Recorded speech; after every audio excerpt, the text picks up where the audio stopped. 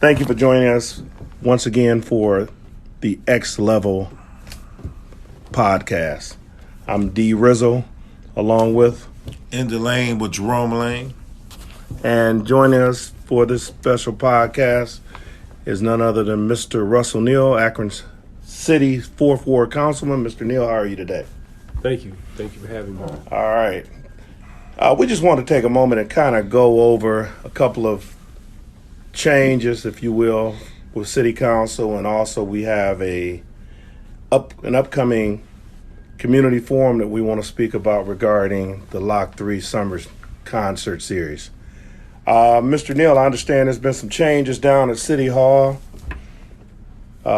specifically the council meetings, and I just wanted to kind of have you walk us through what has been changed. And I know for myself, wanted to know about the public comment period. I've been down to been down to the community council chambers. Thank you very much.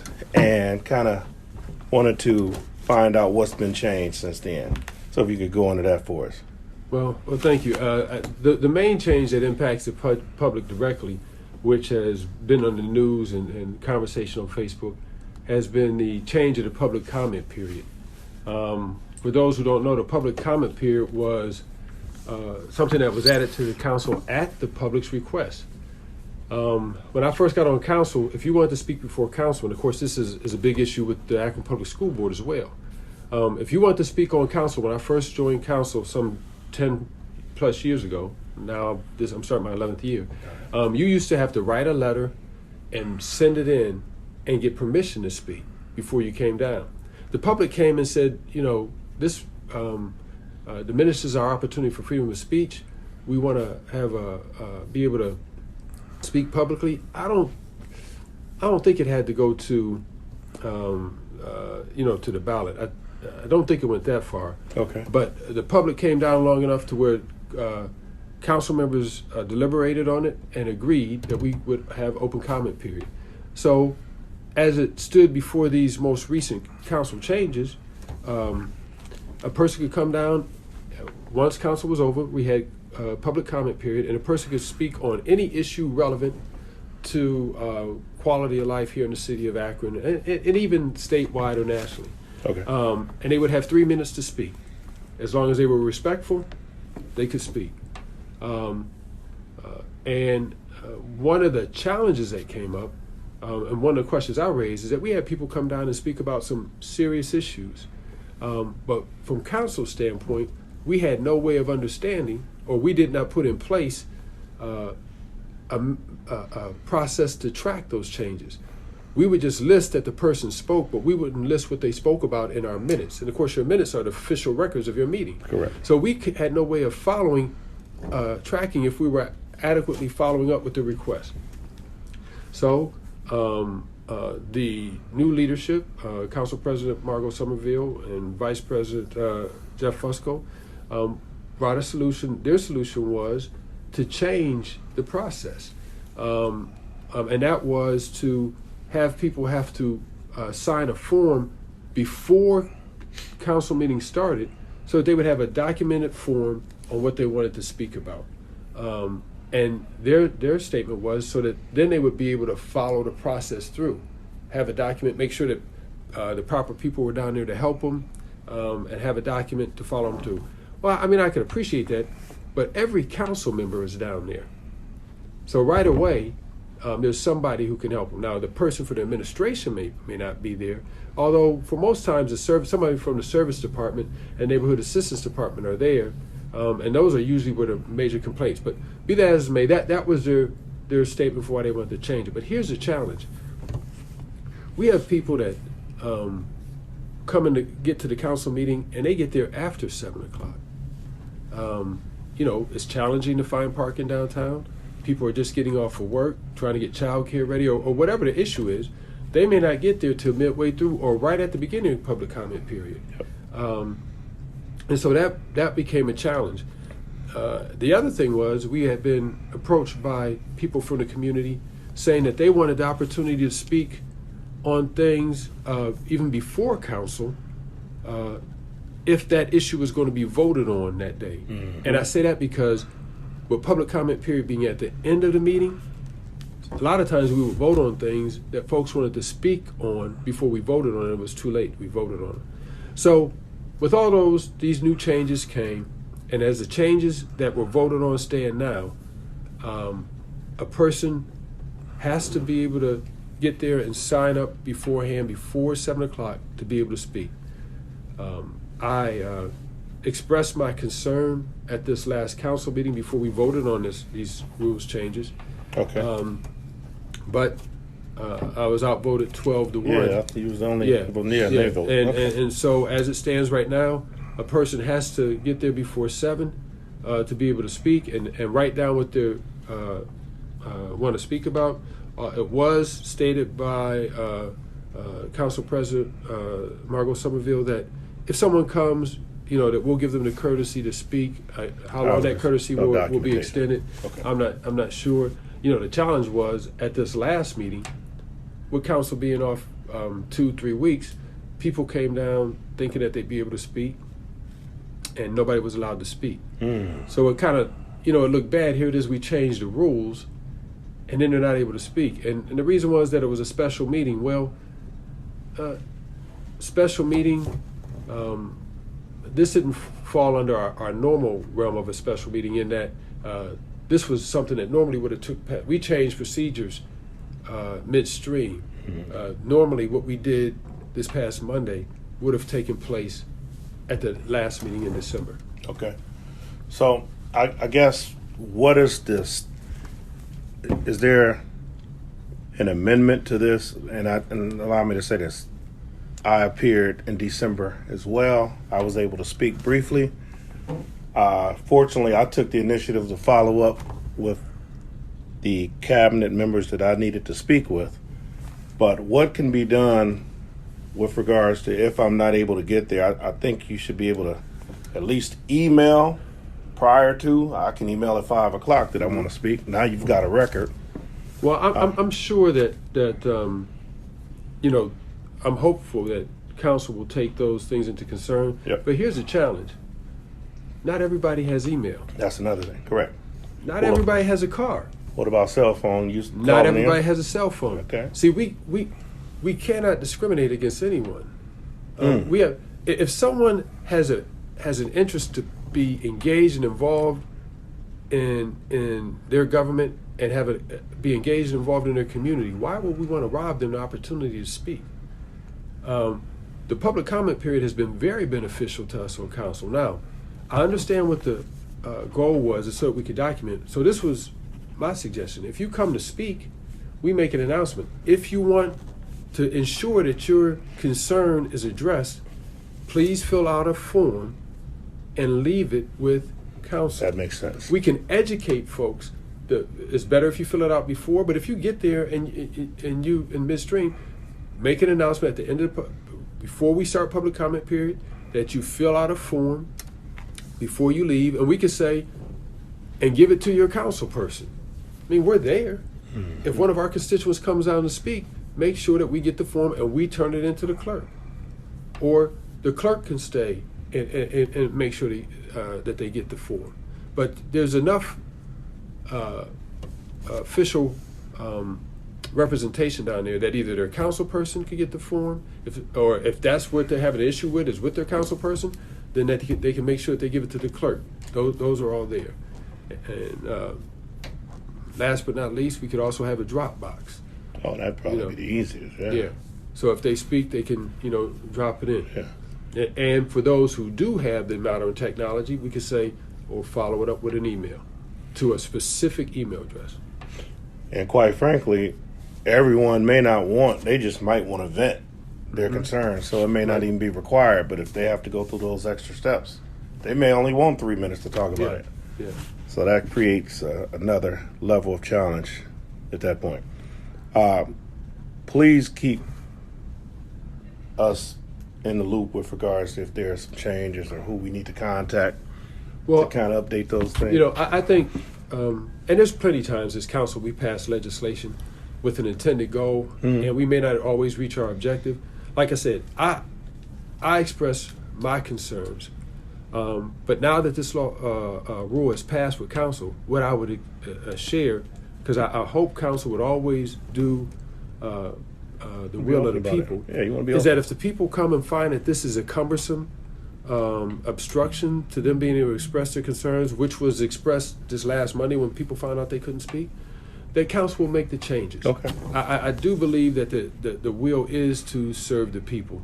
And so just like when it was the citizens who got us to change it the first time, some almost 10 years ago, if this does not achieve its goal, I'm hopefully that we'll be swift to change it so that no one's voice will be eliminated. Okay, good deal. Two other pieces. The disciplining of members, I guess there was an issue. It was public information, but an issue a year and a half ago, Right. where one councilman, for lack of a better term, verbally assaulted a couple of council persons, female council persons, I might add, and there was no censure, if you will. There was no. Well, I have to correct you there. Okay. There was a process already in our rules, because I was the one that brought in the legislation Okay. for a censure. But because it was not of the will of the president at that time and the majority members on council, it wasn't voted on. At that time, the president was Marilyn Keith. But there was so much public pressure that something had to be done that then she brought it back in, and there was actually a censor. So what's done now? This is what makes this difficult. Okay. Council is an independent body. And let me just clarify Okay. what you stated. Initially, from what I understood, there was no censure, which is seemingly accurate, but as a result of the public outcry, then there was okay. Correct. Okay. Correct. But the proper process was followed. Legislation was brought in with the request for outlining what the request was for a censure, but Not executed. it wasn't executed. There. Okay. But because of the public pressure, then it was brought back in. Okay. Fair when enough. It was executed, yeah. All right. And so where this sits right now, see, this is a challenge. The power of council is in the collective whole. Council governs council. The challenge with the rules right now is, if you're a member of, I'm going to go this route. If you're a member of a fraternity, organization, I'm going to go to the church. You usually have bylaws or certain tenets that you go by, Absolutely. which those rules are based on. For our rules, what are they based on? Because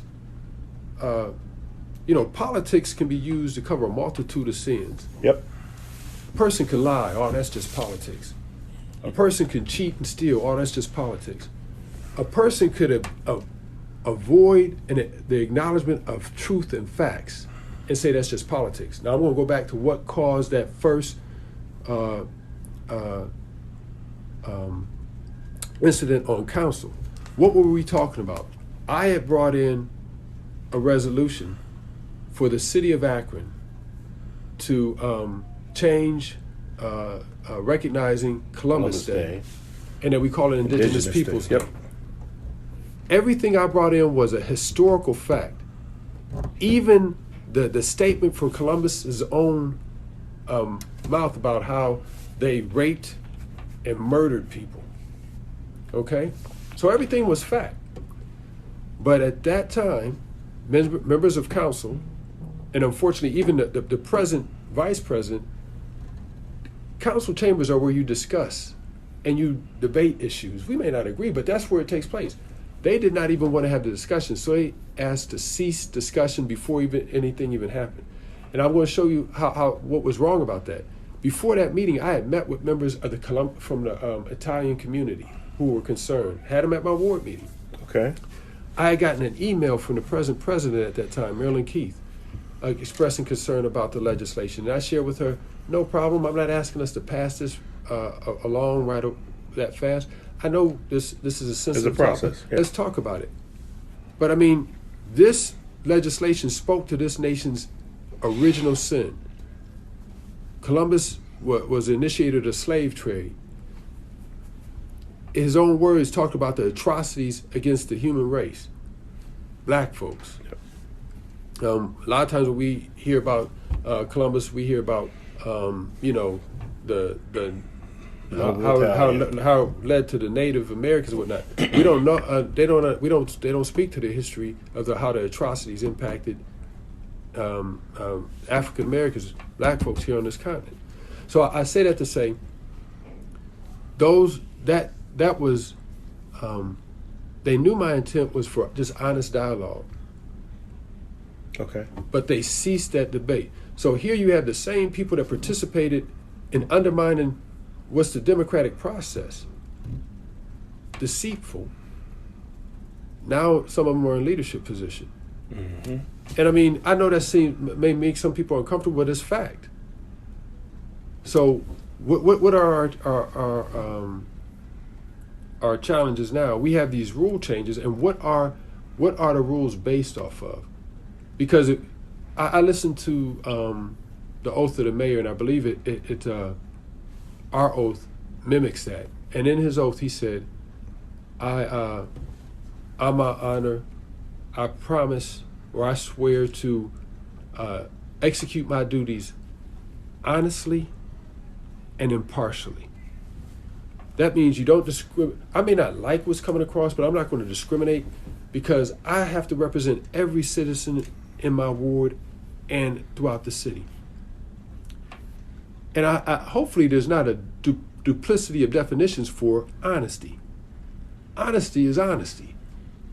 You know what I mean? Now here's where the facts come in. If I'm honest, I'm going to tell you what I'm basing my decision on. I'm going to outline the facts. If you're honest, you're going to base out your facts. And the beautiful thing about it in the world we live in now, through discernment and doing research right in front of us on our phones or whatever it is, we could come to what the truth is. Yep. Now, the thing that blew up in council that led to the censure of one of my colleagues at that time, Bob Hope, everything that was in that legislation was factual, historical fact. And I had a comment with the president beforehand. They knew that we didn't want to try to pass that legislation. And I had met with the community that had concerned, the Italian community, and let them know, hey, didn't want to rush this through, but this is a serious act. Now, since that incident, what has happened? Sandusky has, just in Ohio, Sandusky has done away with Indigenous Peoples Day. Our state capital, Columbus, the city of Columbus, that has a sister city in Italy,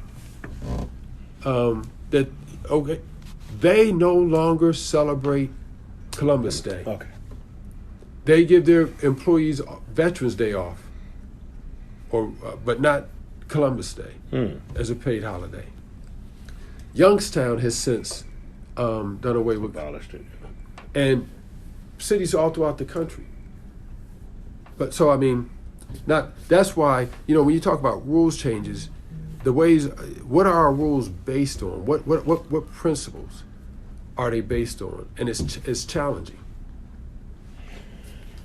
And I just that you were presenting this, and I'm just thinking about parliamentarian procedures. Mm-hmm. Where did it get stuck when you were just introducing that to the floor? You mean the indigenous people, correct? Again, the courtesy of legislative discussion, legislative debate, was totally ignored. Okay. Because again, there was no desire to have that discussion. Folks had met and come to a conclusion on what they wanted to do, and when they got to the floor, the motion was made by Councilman Fusco to cease debate. And council chambers, again, is where those discussions are supposed to take place. I mean, if you ever watch C-SPAN and watched Congress debate issues. Yep. That same thing is what's supposed to happen in city council. We're supposed to look at the pros and cons, and sometimes it takes weeks, months to come to a conclusion. But when you're sincere and you're trying to get to the truth, that's what the process you have to go through. Okay. All right, very good. The other one I wanted to talk about was members abstaining from voting. Mm-hmm. Let's dive into that, and I also want to recap the upcoming community forum that we have as well. Okay. Well, I'll make it real quick.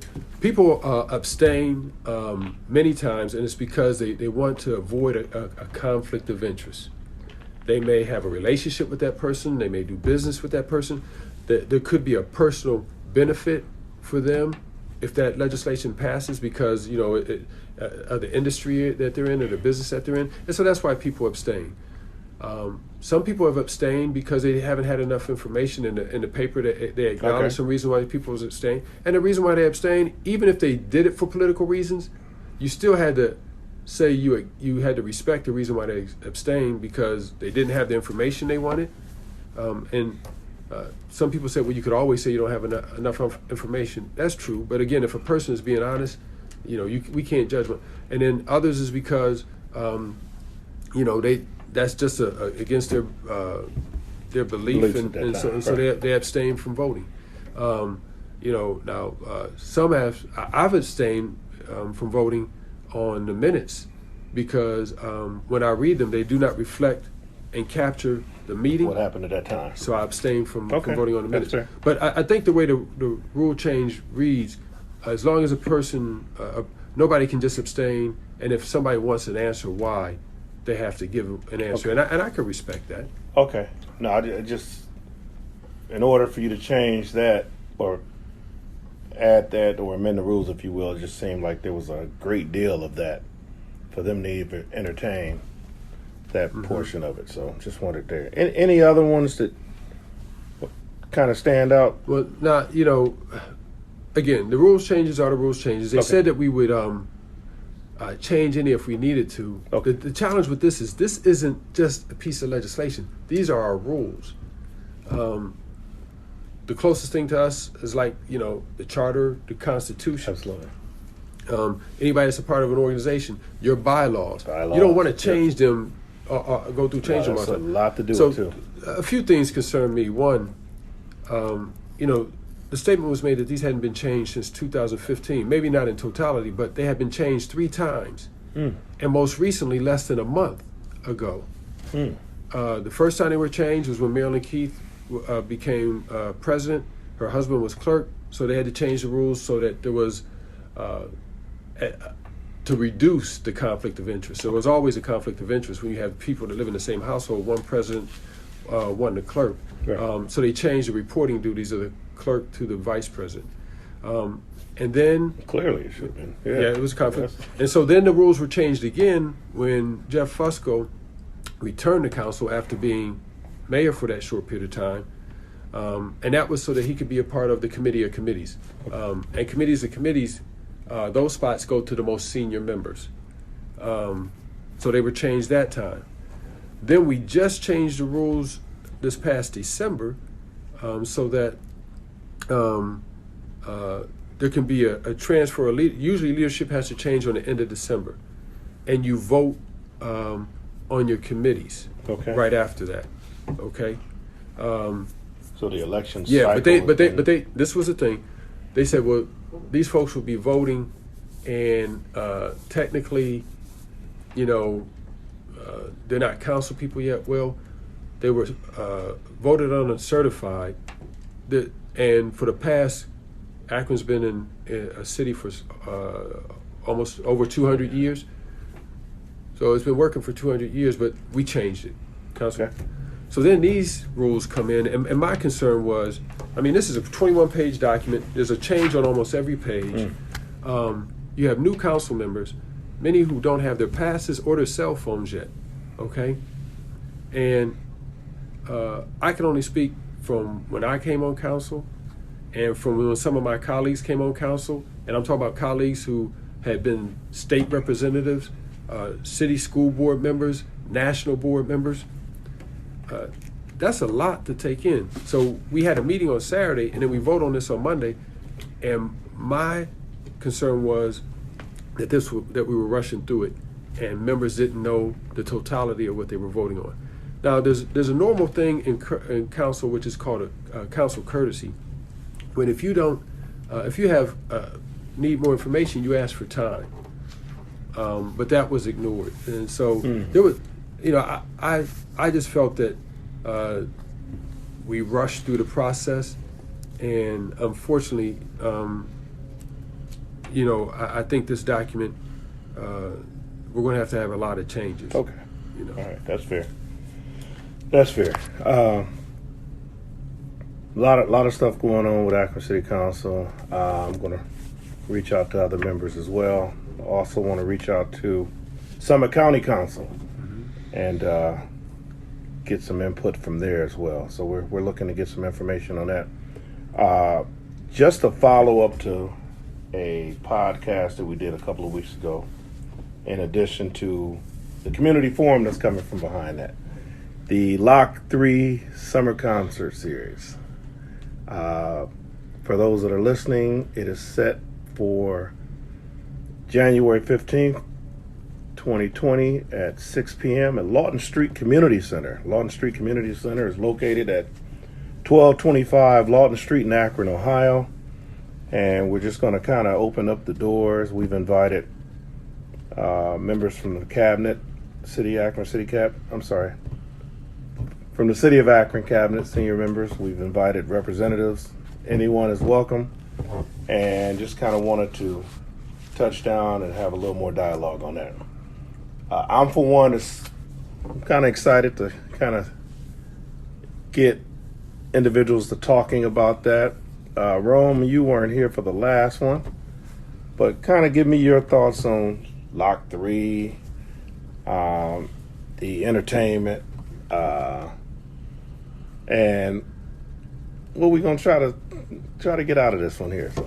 Well, I haven't been down to Lot 3 in probably about 5-6 years.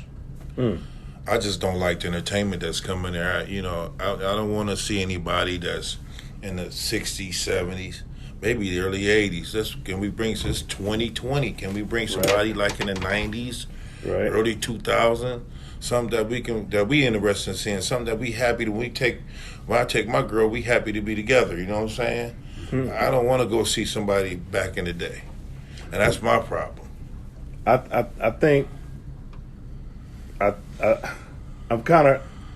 torn from the standpoint of the conversation has been that the budget is not there to bring in better acts.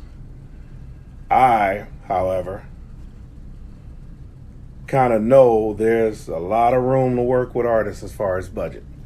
You can catch artists coming out of Detroit, East, and you're going to get them for a little bit less than if they're coming from across country.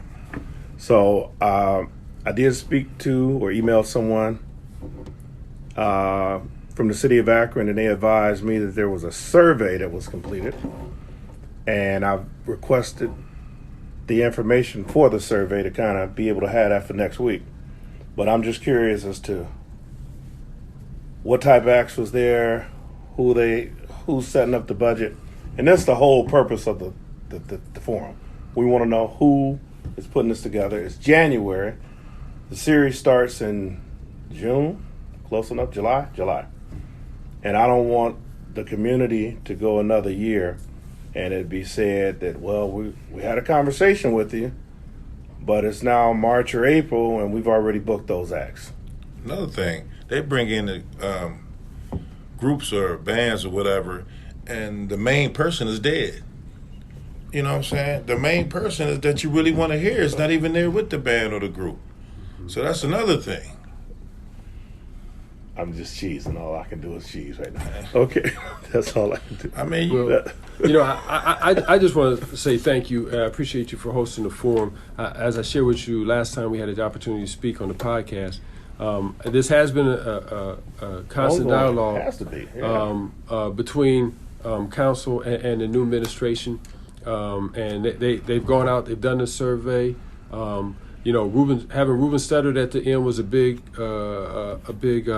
improvement, and I know they've expressed wanting to be more amenable to the community's concerns. So I think your forum is timely, and the community's input can really help us, bring in acts that are more in tune, right. And that the community like. I mean, Lock 3 is a beautiful venue. It's always a beautiful time when you go down there, and I know folks who come, like I said last time, from all over Northeast Ohio and up from Columbus to come see the act. So it's a benefit to Akron to have better acts. Have you ever seen one of the lists that they had, the list of entertainers coming in? Have you seen one of those lists before? No. Usually we find out by the time it's done, and we've asked for the community to have more input, especially if for our concerts we're paying. When it first started, it was $5. You said our concerts. Let's stop there. Okay. When you say our concerts, I use the term black, but African American concerts. Black concerts. Okay. I guess my challenge is we're paying $10, $15, and as Rome you mentioned, we're getting 70 groups, 80, and I'm a fan. I'm a DJ, so I love music. Mm-hmm. However, I wouldn't be opposed to paying $25 for what and get me a fine concert, something that I want to really, really see. Because you got to be able to reduce the cost if you're spreading it out over 3, 4, 5,000 people. It just is basic economics. I think this is hopefully this will be shown at the thing.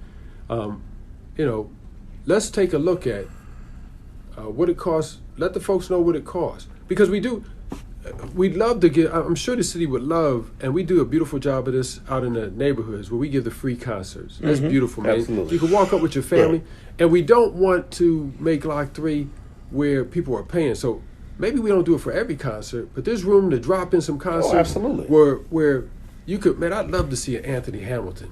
Yeah, I would go for one nice concert like that. Yeah. Then you bring in 3, concerts. Well, we've talked about how the community can collaborate on this, and I've had some conversations with Mr. Hardy, and he seemed amenable to this. What if we even created like a Lock 3 committee? Now you said that would be good. A citizens advisory group for Lock 3. That starts right now. One representative from each ward. Okay, that would be cool. And then also, ask people how much they will be willing to pay for certain concerts. And we don't want all of them to change like that. Correct. Because what really got people is when I came to see Confunction, one time it was $5, and now I'm coming to see Confunction again, and it's $15. You know what I mean? Right. So, without Michael Cooper. Yeah. See what I mean? So I mean, it's a challenge because I thank God I was born when I was born, because I mean, man, that's when music was music. That's exactly right. And a lot of these are, and everybody in the Charlie Wilson, where they still out there thumping, and their music is jamming. You know what I mean? So again, thank you for doing what you're doing this coming we're Wednesday. excited. Looking forward to it. I'm hoping that this will give council and administration even more energy to go out there and work with the community to bring in some dynamic acts. But we got to keep that balance, because we're speaking from a standpoint. I love us. We got to keep free things down there at Lock 3 as much as possible. But if we're asking people to pay, then let's give them a say. Anthony Hamilton don't sound bad. Yeah. Well, and not even.